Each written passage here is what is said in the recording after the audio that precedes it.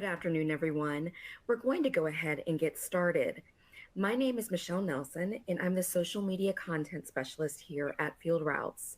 Thank you for taking time out of your day to join us for How to Be Confident Your Residential Sales Team Isn't Wasting Your Valuable Leads, featuring Pest Control Business Coach, Sheri Spencer Bachman. Before we get started, I'll give you just a bit of information on Sheri.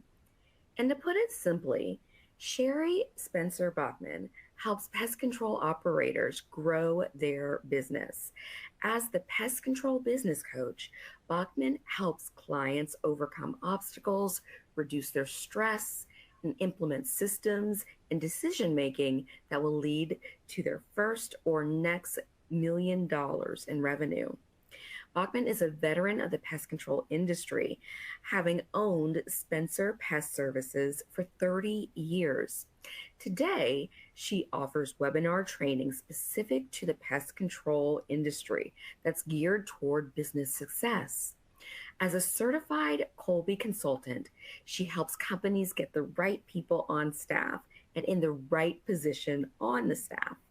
She also developed an app that helps PCOs track key performance indicators by department to help boost team performance. We welcome you, Sheri. Thank you so much, Michelle, and thank you for having me. Good afternoon, everybody. I'm really excited to be here, and hopefully everybody will have some takeaways today from today's webinar. So let's get started.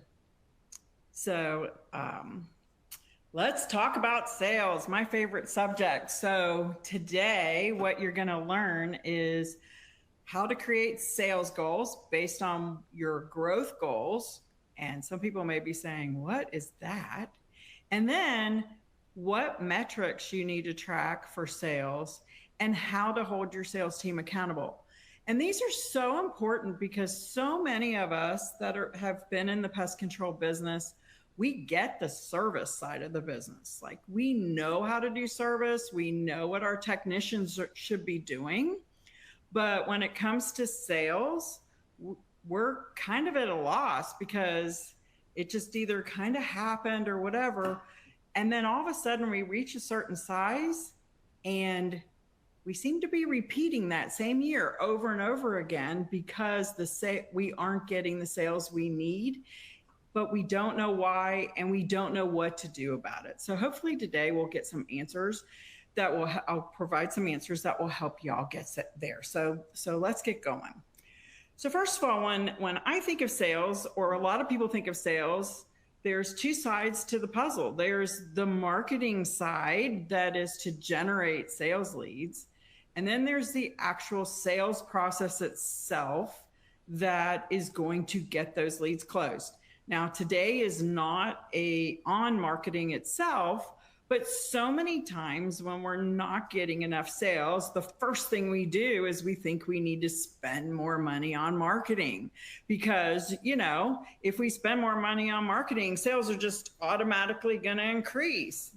And then we spend more money on marketing and sales may not increase because, we all know that if we spend more money, we might get more leads. Will we? Is it the right money that we're spending? And if we get more leads, we have more prospects, and more prospects leads to more customers. But does it?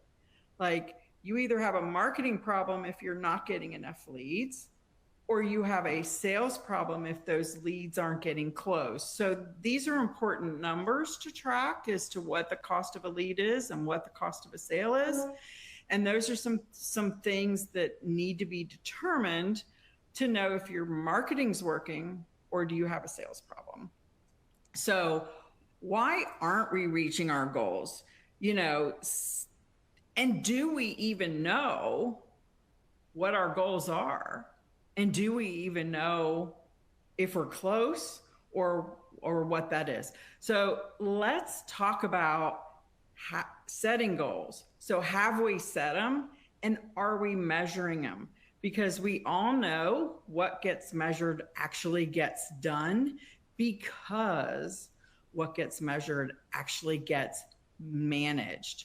And this is a huge, huge thing. If we just don't track things and we don't measure things and we just throw money at things, you'll eventually go broke. Because by measuring them, you're going to get results. So let's talk about how to create sales goals based on what growth your company, what you want for growth. So it starts there. What growth dollar or what percentage of growth do you want this year versus last year? So let's say last year you did $1 million, you want to grow 20%. That's 1.2 million. We need to calculate that dollar range. In this case, the other thing you need to know is, all right, so I did $1 million last year. I want to do 1.2, but how much of that $1 million is still on the books today? And that might be a question that's a little confusing because, well, wouldn't all $1 million be on the books? No, it won't. Because if you sold a bunch of one-time services versus recurring revenue, you will have less revenue on the books today to do than the revenue you did last year. So we have to be able to pull that number, and you can pull that number straight out of your FieldRoutes software to get where you are for each month. Now in FieldRoutes, you do have to do it month by month, and a month has to be completed to measure it. So you would measure it that way.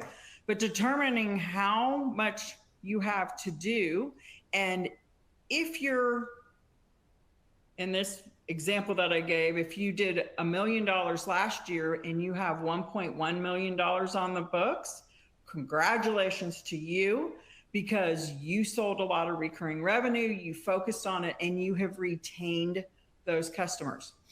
You could have less, which is where most people lie, where they, in this case, only had $800,000 on the books. And this is because you sold a bunch of one-times, which we all have a tendency to do, and you may have a retention problem. You're not keeping your customers, and people do cancel for financial reasons, and they move and all kinds of stuff. So we'll always have some cancels. But either way, we need to know this so that we can set our goals. The big thing is recurring revenue. It is the name of the game in the pest control industry. This is what makes our businesses so valuable, is by focusing on selling recurring revenue. And it's because of the compounding factor of recurring revenue. It's going to make your numbers better year over year, to where if you want to grow 20%, you could already have 10% growth built in because you focused on that recurring revenue. So let's figure out how to calculate what the number is that we need to figure out. All right, if I did $1 million and my goal is 1.2 million, I want 200,000 in growth, right? Easy numbers. But if the money that's on the books from last year to do, if I sold a bunch of recurring revenue and I have 1.1 on the books, I'm opening with 10% growth. Wow. So now I only need to sell a smaller amount. If I only had 800,000 on the books, I'm 200,000 under last year's number. So now I have to grow 400,000 in order to hit that 20% growth. So here's some more math. I love math and numbers, because numbers do help us get to our goals. They also help tell the story. So what I found worked, if you're charging initials on services and you're selling some one-times, 50% of the annualized value of everything you sell goes to the current month. And so that's why I said, okay, if your growth goal is $200,000 and you're already up 100, that means you have 100 left. If you multiply that by 2, you need 200,000 in sales to get your other 100,000 in growth. Hope this makes sense. And if not, feel free to contact me. If your goal, if you were down that 200,000, so you needed 300,000 in growth, multiplying that by 2 would require 600,000 in sales. That's a big difference in the amount of sales you need to get that growth. That's why recurring revenue is so important. So now what? You know how much you need in sales for the year in order for you to hit your growth goal. So now what do you do? Well, go ahead. You're going to ask a question. I actually wanted to pause for a moment just to see if we have any questions in the audience. If you'd like to put your question into the Q&A box, we can take a moment for Sheri to answer those, and then we'll continue on. Yeah, I know it's a lot of numbers, so happy to answer any questions for clarity there.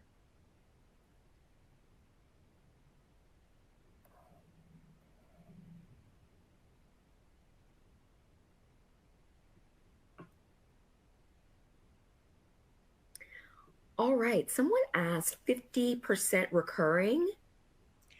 Yeah, so 50, if you sell a pest control, say that initial, I'm going to use some easy round numbers. Say that initial's $100 and you're doing quarterly service. Well, let me up that initial. The initial's $150 and you're doing that quarterly service at say $100 a quarter, just for easy round numbers. That annual agreement comes out to $450. Okay. That in conjunction with one times that you would sell would tend to average to where 50% of your total sales is going into future months for recurring. Does that make sense? Can you also go back to the previous slide, Sheri? Yeah. Thank you.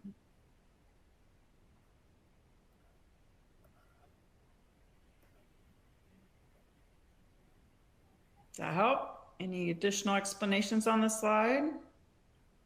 So I always did it by 2. Now, there are companies out there, I was one of them, and I have a couple clients that do this, is they stopped, they lowered their initials and actually financed their initials over 12 months and put it into a monthly payment subscription so that they had built-in growth for future years.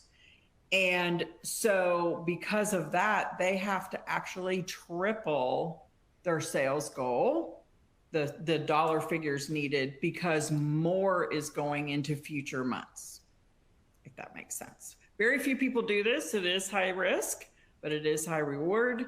But you do have to change the math on it.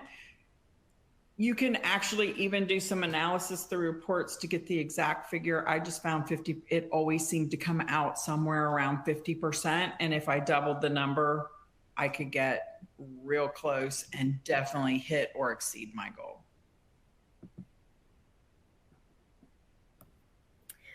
All right, Sheri, those are all the questions for right now, so we can continue on. Okay, super. Whoop. I hit the wrong button. All right, so now what? When I figured out my annual sales goal, I then started looking at what the monthly sales goals were. So, and they aren't going to be the same each month. We all tend to be busier in the spring, summer, you know, unless you're in Florida, maybe South Florida, we're busier from March, April through September. And those are our golden months of selling, right? So the amount we're selling should be much larger than the months of winter. And some of us are in states where it snows, has that white stuff on the ground. And so you would break it down to monthly. And once you break your sales goal down to monthly, you would then break it down to a daily goal. So let's say our sales goal for the month was 50,000. No, let me do an easier math number. Let's say 100,000. That would be $2,000, or wait, do the math, $5,000 a day, because there's 20 working days. Okay. it's much easier to deal with smaller numbers as goals for your sales team. And that's why I break it down. And I see somebody that has asked a question that says, how do you set a target goal for when you're just starting out? So if you're starting from zero and you're a brand new company, congratulations, because that's exciting. And it's being very sales goal focused. So even if you're the chief cook and bottle washer where you're selling and doing service and you're doing everything, which so many do when they first start out, is set a goal of how many deals you want to do a day. And then from there, you're going to just continue to improve on it and play a game with yourself on that. Okay. Somebody else asked if you don't do one times at all. So how would you adjust the formula? So my question on that would be, if you're charging an initial that's greater than the regular payment, than the regular service charge, that initial, the difference between the initial payment and the regular service charge is kind of treated like a one-time. But if you're not doing any of that, it would depend on your service frequency. So if you're doing monthly subscriptions, you're only going to get 1/12 of that sale hitting this month. If you're doing quarterly service, you're getting 1/4. If every other month, you're getting a sixth. If you're doing triannual, you're getting a third. So it depends on your service frequency as to where you'd be. Okay. So once you get your sales goal put in place, the next thing is to determine how many salespeople you need in order to hit your sales goal. Now, once you get used to having salespeople on your staff and they're dedicated to sales, in my opinion, you can have as many salespeople as you want, but be prepared for the growth. Be prepared to have enough service people to fill. I mean, if you have salespeople selling 40, 50,000 of annualized business a month, and you've got a bunch of them doing it, you got to be able to service that number as well. Because if you multiplied your sales goal ×2, saying half of everything I sell hits that month, you got to be prepared to service half that sales goal as well and have enough people to do it. So to determine how many salespeople you need you've got to come up with a realistic sales goal for each salesperson per year. In my opinion, and this was our benchmark, they had to sell $250,000 to remain employed in a year, which broke down to a little over $20,000 a month, which to me is a very minimal amount for a full-time salesperson to sell. Salespeople, I had people who were doing inside sales, selling nothing but over the phone, pest, termite, and mosquito, and they could have $80,000 to $100,000 months. And I have clients that are doing the same thing. Field outside salespeople can potentially hit the same numbers. And a lot of that is based on your marketing spend and the size of your business and how much you're investing into training of your salespeople, and all the things come into that. But a minimum of $20,000 a month was our requirement for a salesperson to keep their job. And then we would continue training and working with them to increase those numbers. So how do you have these people successful? And in so many of our businesses, it starts out with the salespeople wearing multiple hats. Like they might be a customer service representative in the office who's answering the phone, doing tasks for like scheduling and stuff like that. And then they could also be selling to those prospective customers. Some of those CSRs are great at doing that. I found as we grew, it became harder and harder for them to not specialize in either being that salesperson versus customer service, so that they became really good at it and could hit bigger goals.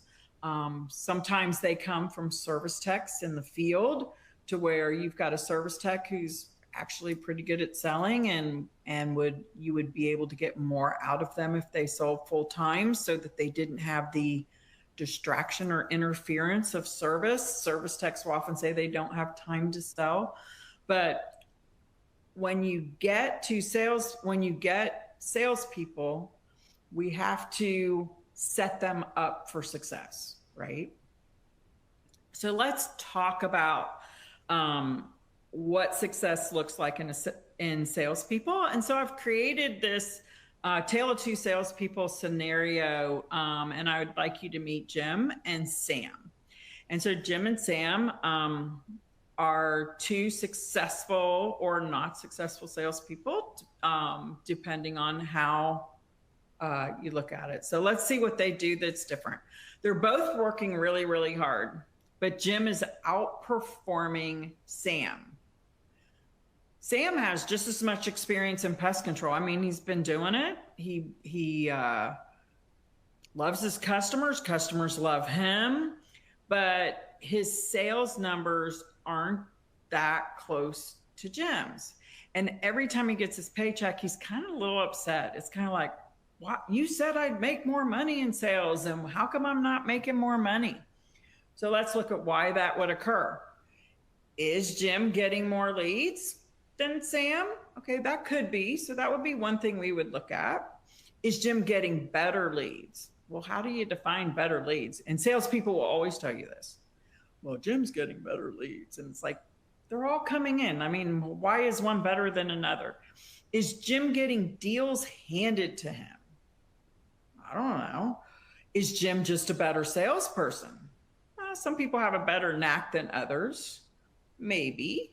Or is it because Jim's doing all the right things? Okay. Was Jim trained differently? That could be another question you would ask.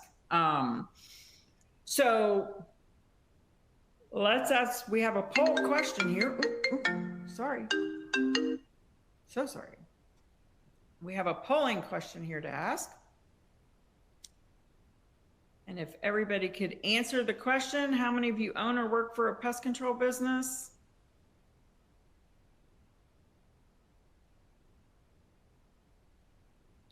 FieldRoutes is wanting to know, so we're going to take a time out real quick.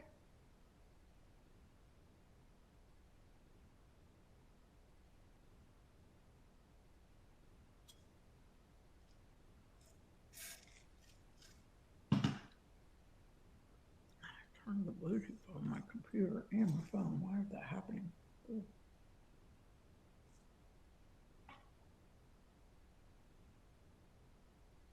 Put my phone in airplane. How are we doing, Michelle? Are we getting poll questions answered? I believe so. Ah, there we go. 95% of you. And there's 4.2% that aren't in the pest control industry. So that's cool. All right, so we're going to go on. So let's pick up. So we were talking about here's why and here's the difference between Jim and Sam. And this is all so very important, because when we have technicians, we plan for them. But when we have salespeople, we don't. And so many times we sit and wonder, well, what are they supposed to do all day? Well, they need to plan their day for success. And one of the things that I found that was really, really helpful was we found this sales journal at salesjournal.co, where the salespeople could plan their day out. What is it they're going to do tomorrow that helps them be successful? We can route technicians and plan technicians' days. Customer service reps have a list of tasks they have to do every day in addition to answering the phone. But salespeople need a way to plan. They need a planning process to be successful, because he who fails to plan plans to fail. I mean, we're told that all the time. And so if your salespeople don't plan, they're not going to be as successful. Okay. So Jim also knows an hour of planning can save you 10 hours of doing. By him planning, he's got what he needs to do today and to get it done. And when we get that done, we tend to have more success. Sam shows up without a plan. So Sam walks in every day. He sits at his desk, wonders if the phone's going to ring, how much work he's going to have to do, what it's going to look like. He interrupts and bothers the CSRs. He might walk around the office and try to look busy. If he's out in the field selling, he's driving around, but he has no plan. He has no plan of attack as to what he's going to do. So these plans can work by, and there's all kinds of things they can put in their plan. And this is so important. They could be calling on follow-ups. That's part of the plan. They could be calling existing customers and upselling services. They could be calling property managers and trying to get hooked up with them, or different commercial accounts. They could be following or shadowing a technician and cloverleafing neighborhoods to build density in neighborhoods. So there's all kinds of things that they can put on their plan to make their day successful, but they need to have a plan. Jim works his plan all day, and that's the purpose of a plan. Just like our techs have a schedule, Jim has a schedule, and he works that plan all day. Sam sits and waits for the phone to ring and hopes that he has an appointment to go run. Jim follows an established sales process, and he doesn't waver from it. Just like we want our technicians to follow a set service process, or our CSRs to follow the certain tasks and processes that we've set up for them to do in the office. We have to have this sales process for them to follow. Sam thinks that the process isn't for him and does it his way, and worse yet, he may not even have a process to follow. So it's so important that there is some structure and some process for our salespeople to be successful, just like there is for our technicians. And when you have a process set up and everybody follows it, everybody's doing it the same way. And when they do it the same way, if certain people are having success and certain people aren't, you can uncover where they need coached and trained. Where when everybody's doing it different, it's like if every technician did service differently, that would create happy and unhappy customers. That would create callbacks. That would create issues. Same thing in sales. If people are selling differently, the results are going to be totally different. So my question for everybody is, do you have a defined process on what happens? This one's mine. I'm going to be sending this to everybody as a free gift, so don't worry about jotting it down, but this way you kind of get it. And one of the most important things in this process is capturing the customer information. And so this is one of the things I love about FieldRoutes, is that they have a great sales CRM in the software, to where capturing that customer information, setting that customer up as a lead, to where if you don't sell them, you can potentially market to them later. And if you do sell them, you can track your leads to proposals, to close sales numbers. And that's very, very important to know what percentage of the leads that are coming in. First of all, how many leads are coming in? So you know if your marketing dollars are working. And then how many of those leads are turning into sales, to know if your sales team is working. and needs more training, needs more coaching, or what they need to be more successful. So back to Jim. Jim does all his follow-up calls each day and continues to do them till the customer tells him no. This is the one thing that always gets dropped in the sales cycle is follow-up calls. For some reason, nobody likes to do them, all right?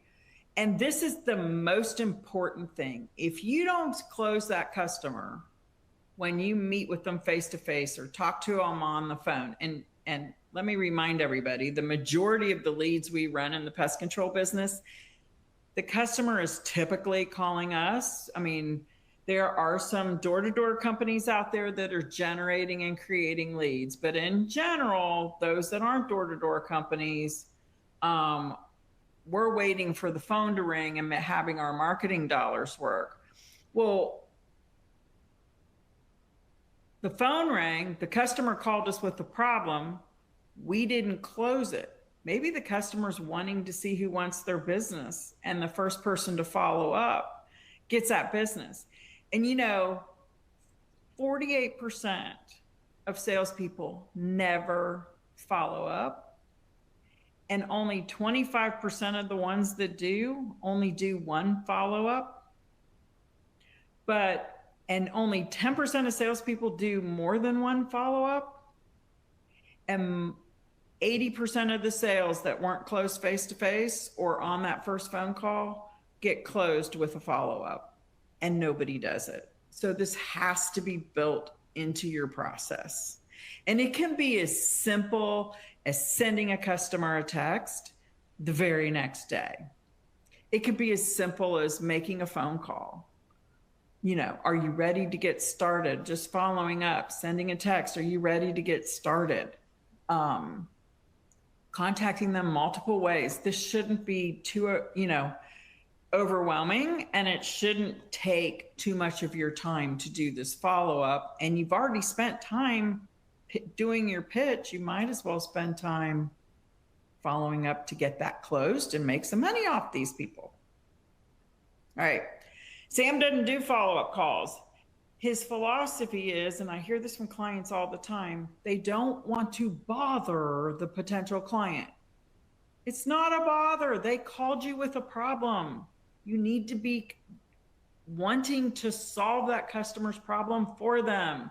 And you want them to know you're the company who can do it. You are not bothering them.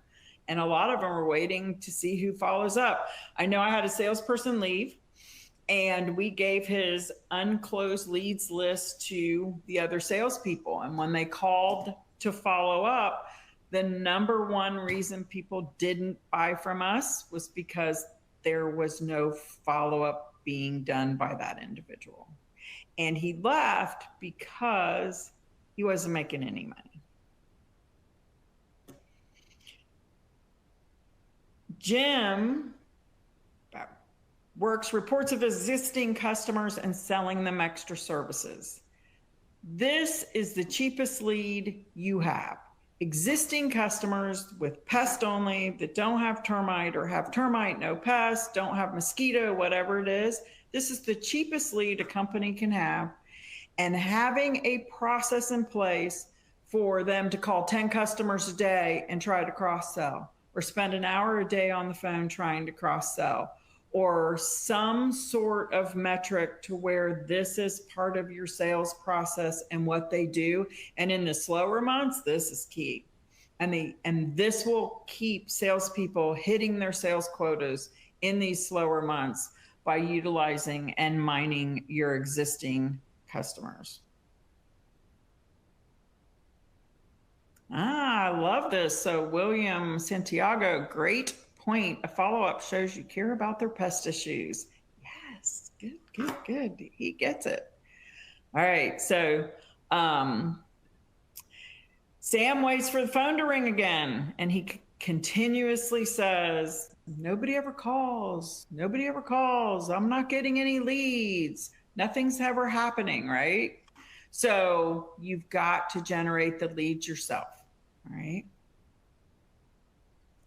Jim also knows his numbers, and I have found very successful salespeople keep their numbers, and you ask them how much they've sold so far this month, and they know it. They'll spit it out. The ones that aren't successful, I don't know. I don't know.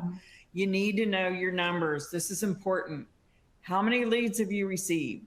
How many proposals have you given? What have you closed? What's your closing percentage? Great salespeople are always trying to increase that percentage. How much are you selling every day? Are you hitting your sales goal every day? Where are you against that goal? And how much money did you make today based on what you sold? Those are all huge motivators for salespeople. And if you know, some of them have a little book, some of them keep it in that sales journal. A lot of companies will have whiteboards on the wall so that you can keep track of this stuff. This is so important for salespeople to succeed. And, you know, it'd be kind of like watching a baseball game with no scoreboard. Like my grandson plays Little League, and some of the fields, the scoreboard doesn't work. And it drives me crazy because they don't know what the score is. How do you win a game if you don't know what your score is? You got to keep the score. And as an employee, all employees should have a box score where you're tracking a KPI, a key performance indicator, on how they're performing against the goals you set for them so that they can be successful and help the company be successful, because everyone wants to be successful and everyone wakes up in the morning wanting to do a great job and be successful. But if they don't know what success is, how are they going to hit their goals and how are they going to get there? And so Jim is knowing these numbers, which makes Jim super happy because Jim's making good money because he's in control of it. He knows where he's at and he never comes up short on his paycheck. Where Sam has no idea what his numbers are. He complains when he gets his paycheck. He was told he'd make more, but he's not making it happen. And it's everybody else's fault but his. So Sam blames everybody. He gets bad leads. He has a horrible territory. Jim steals his leads. The office is causing him to lose sales. The technicians are, you know, they can come up with all kinds of excuses as to why they're not getting leads. The bottom line is he's not doing the behaviors. So Jim understands, he's done Sandler sales training and that his results come from a lot of things. And it's doing the behavior, making sure you do the calls. He has a good attitude about his job and about what he's doing. And he has a great technique in how to close the deals. And it's all three things must go together. You know, Jim's following the process. He's doing the behaviors. He's making the follow-up calls. He's calling and prospecting existing customers. He's writing thank you notes, maybe. He's doing the process and it works. Where Sam is not, he's just thinking hey, I'm a good salesperson, I can close anything, but he's not doing any of the behaviors, and then he has bad attitude. And don't forget, every customer, every sales opportunity you spoke to, you may have talked to 20 people today, but you're the first person that customer has talked to today, or maybe the second or third, but they haven't talked to 20 people like you have, and they haven't heard your pitch before. You are a first to them. And so it's important that the same behaviors and attitude and technique is practiced on each person, and the sales process is followed for each person, just like in service. Sheri, can I pause you for just a moment? Mm-hmm. We have a question from Michael, and he asks, how do you handle commission payments for salespeople? How much of a base salary do you recommend? Great question. So I wanted my salespeople's compensation to be as much incentive-based as possible, because a good salesperson wants more commission because they're in control of their paycheck. So I also found that starting them from zero every day and not giving them a base was very difficult mentally, especially when they're first starting out. I did have some salespeople want straight commission. Once, they might be doing it for a year or two and had a really good pipeline and had the whole thing going, and that's what they wanted, no problem. But I started them out at a $2,500 a month salary, with 10% commission on the annualized value of the service. After 3 months, it dropped to $1,600 a month, and the 10% stayed the same. And the reason for the difference in salary is we said 90 days they were in training. The first month, they probably wouldn't sell much. The second month, they would maybe sell 10 to 15,000.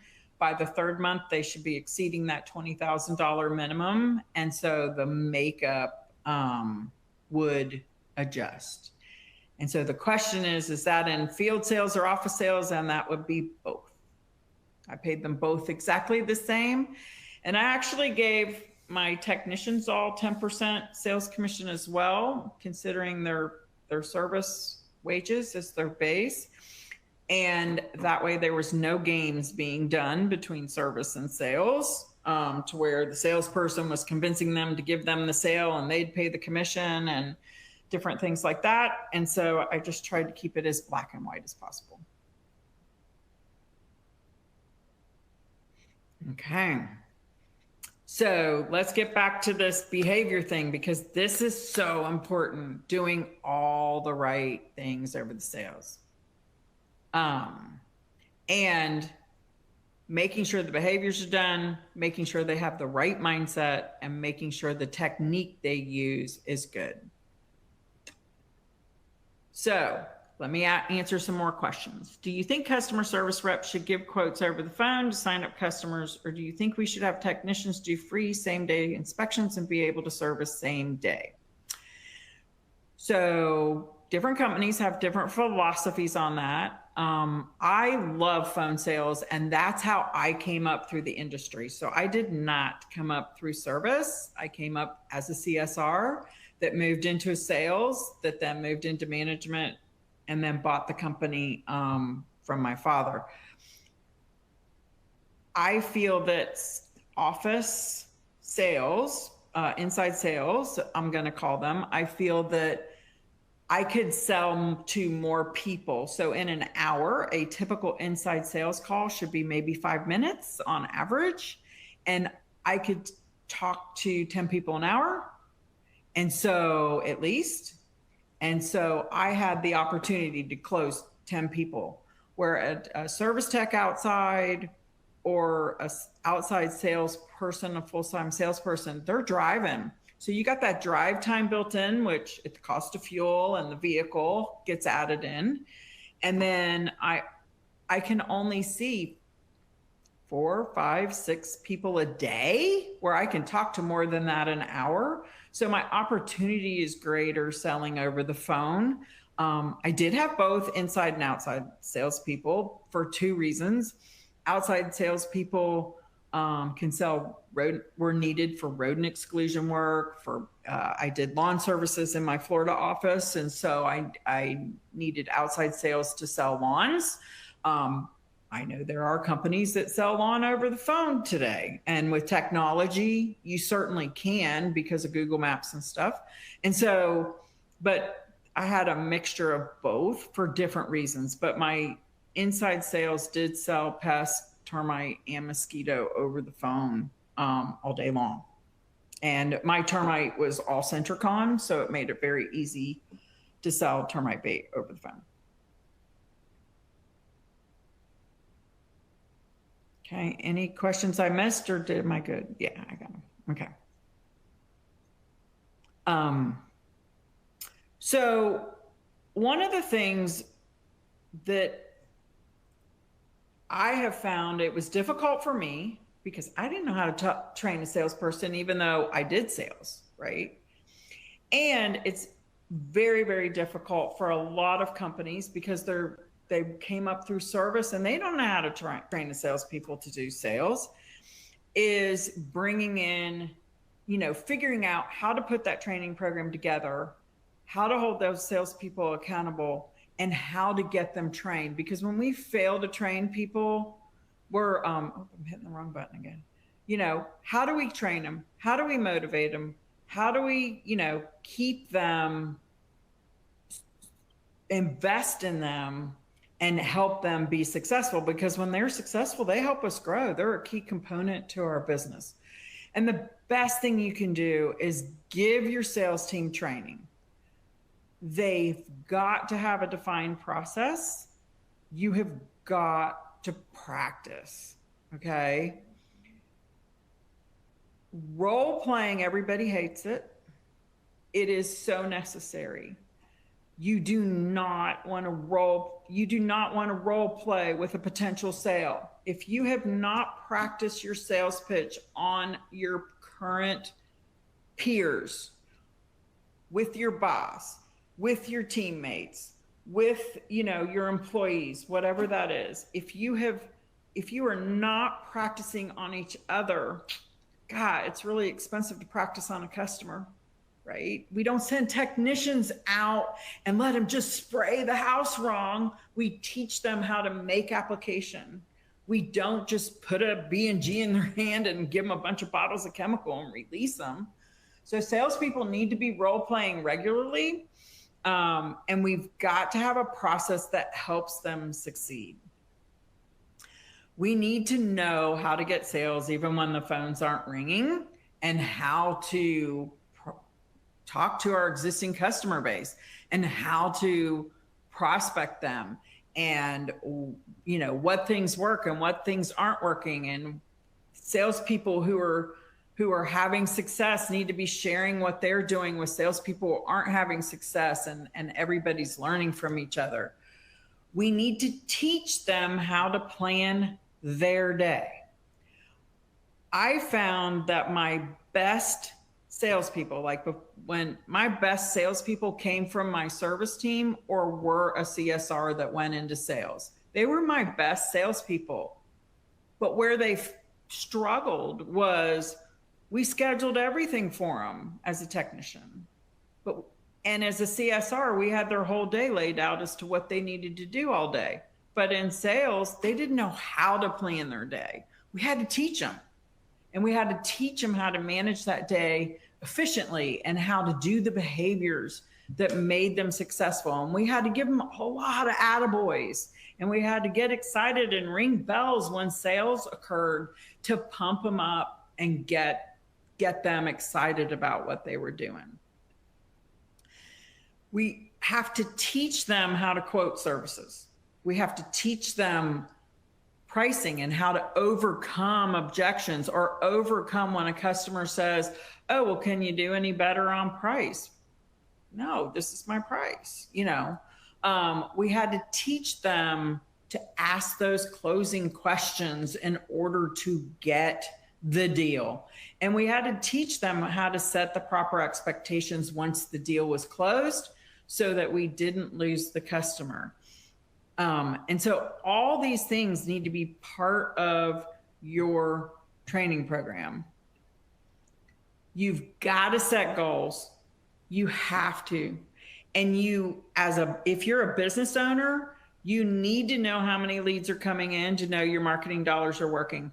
One of my clients, when we started looking at this, he was paying $250 a lead, and every sale was costing him over $500. He about stroked out in the chair right then and there. Okay. After 4 months, we got his cost of a lead below $100. We were down to 50 something, and his cost of a sale was below $100 as well, because they were proposing more. They were more intentional. They changed how they quoted the service. They changed their closing. We put a whole system in place so that they had more success here. But you've got to know if your marketing dollars are working. And if they're not, you might need to do something different. I mean, I've got one client who's spending $2,000 a month on radio ads, and he's getting 10 leads a month. And that's the majority of his marketing spend. I mean, that's outrageously expensive, and it's not working. You know, you got to know how many agreements are being sold, the dollars that are sold. You got to know how much of the business you're selling is recurring. Kudos to the gentleman who said all we sell is recurring. He gets it. Good for him, because that's where the money is. When I sold my business, recurring revenue brought me the dollars. One-time services, yeah, we have to do them, and they're occasional, and they could be an add-on, or there's just those people who want a one-time, don't offer them, let the customer beg for them, and then try to convert them into recurring service. And some companies refuse to do one-times, and good for them. Not all of us can, or like, you know, sometimes bed bug services or things of that are considered one-time. So, but focus on that recurring. And if you're not tracking it, you're not going to be focused on it. Set minimum requirements. Know what your break-even point is on a salesperson. Like, I have a formula that you can put in. It's a little complicated, but there is a formula where you can take your fixed and variable expenses and determine what your break-even point on a salesperson is. Mine was 18 grand. If so, I had a minimum ceiling of 20. If they weren't selling $20,000 a month minimum, they didn't keep their job.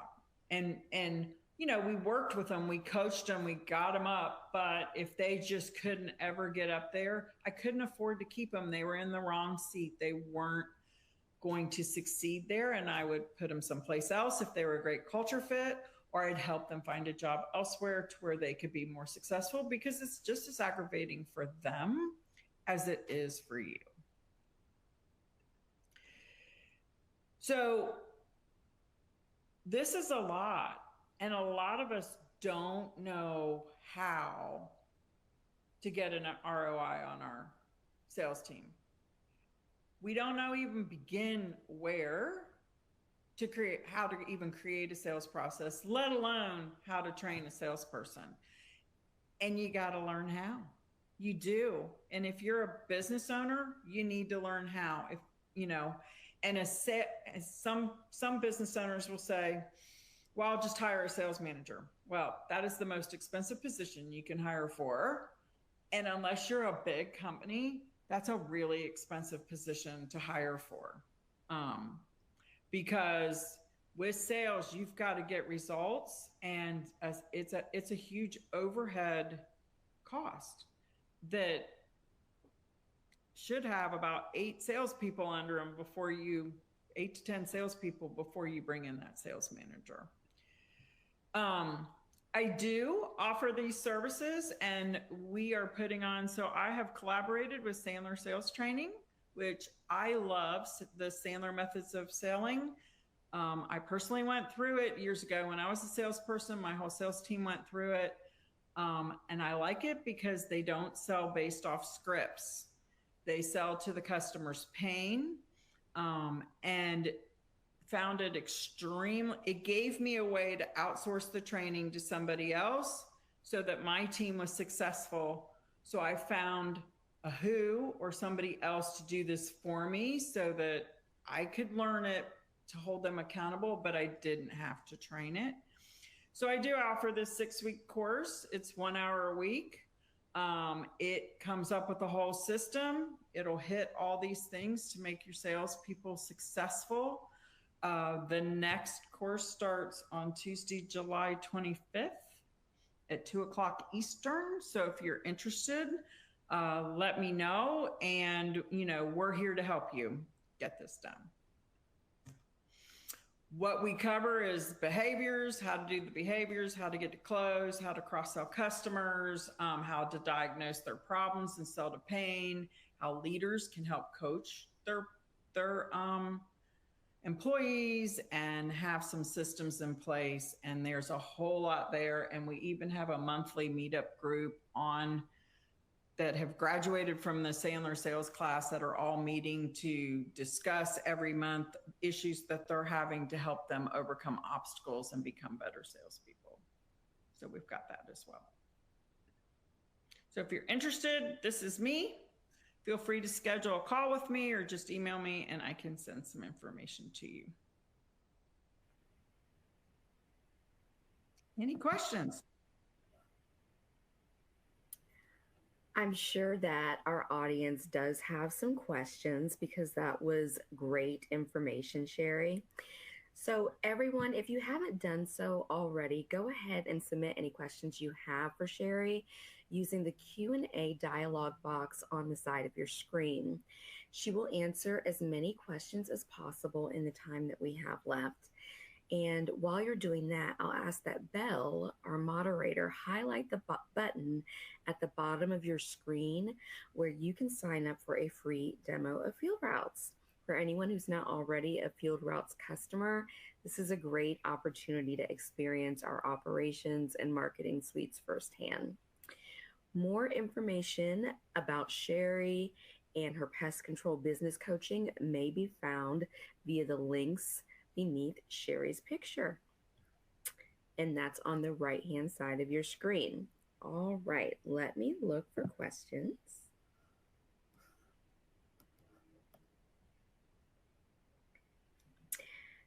How do I get started with a sales team? Great question. So, first thing I did was started talking. Salespeople are hard to recruit. They're hard to hire. And if you don't have a really good system in place to train them, they're hard to keep. So I looked at my service team first. It was like, okay, who on my service team wants to make more money? Because with sales, you can increase earnings. And we always looked at sales as a promotion. And so if you have service people that have a tendency to sell and who are good at closing business, if you give them a lead or create leads themselves, it's like, there's your next salesperson. And if they want to sell, you want to give them the opportunity to sell.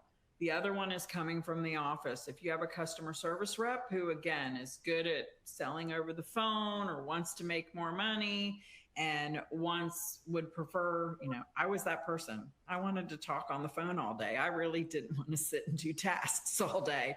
And so I love to answer the phone and talk to the customers and solve their problems and provide solutions. And so if you have somebody in your office who's that person, that's your easiest hire.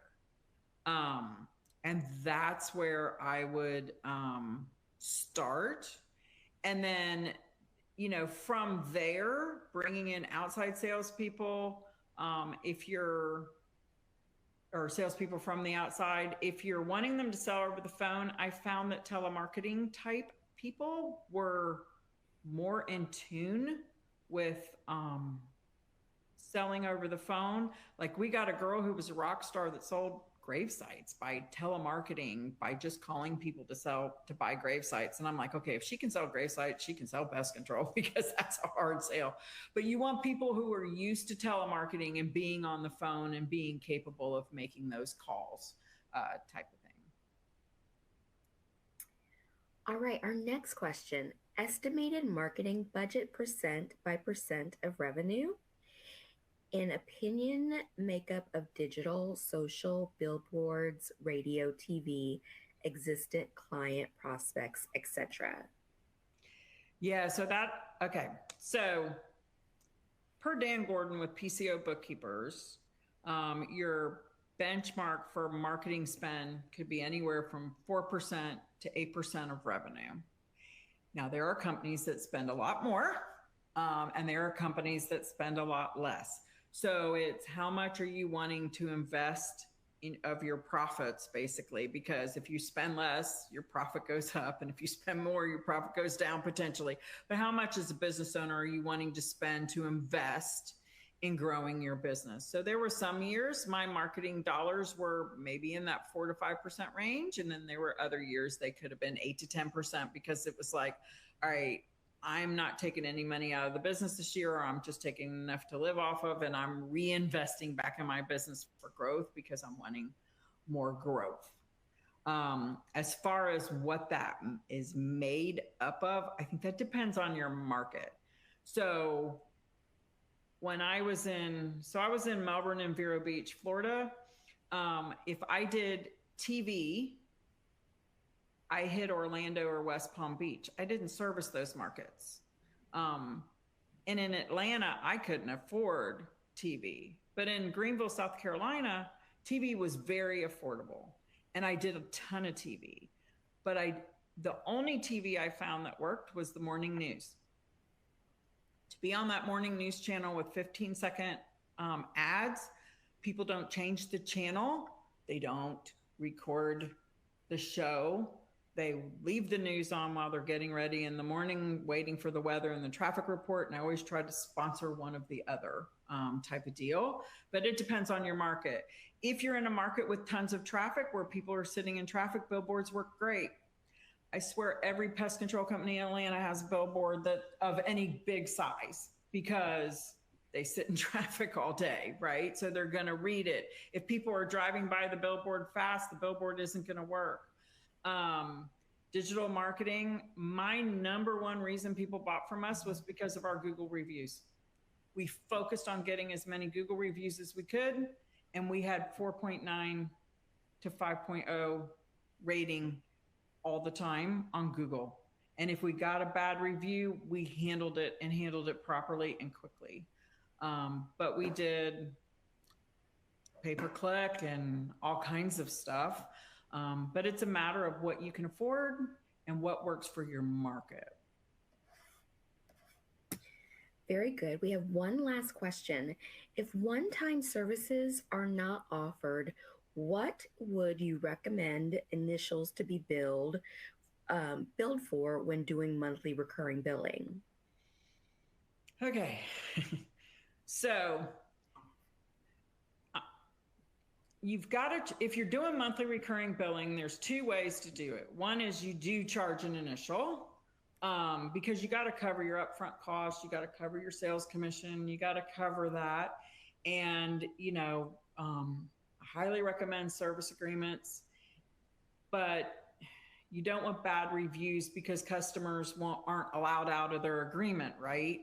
And so you've got to cover yourself and whatnot. And I highly believe in the monthly billing subscription. That was a game changer for me, and it like amazingly fixed cash flow.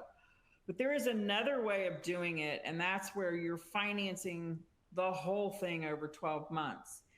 And you must talk about it as financing it, and you must have an early termination fee, and you must hold them to that 12-month agreement or the early termination fee, or you'll really lose a bunch of money. You will get more customers faster because it's cheaper for them to get in, but you will have those people that will try to cancel after 1 month, and you haven't even begun to cover your costs. So you've got to lay it out to where you're protected.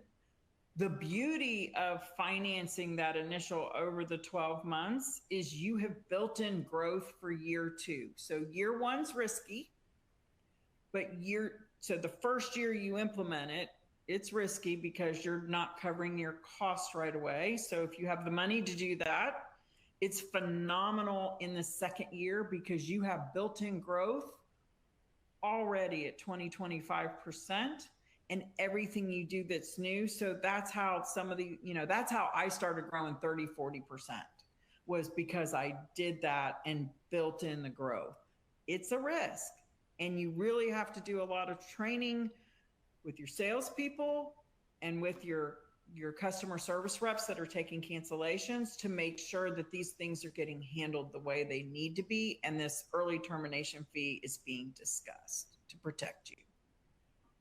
And happy to talk more about it. There's a lot to it, but my calendar link is there. You're welcome to book a call with me. All right. Well, that is all the time that we have for today. Thank you again so much, Sheri. We really appreciate you being here with us. Thank you. Thank you so much, everybody, for attending. I hope you found it helpful.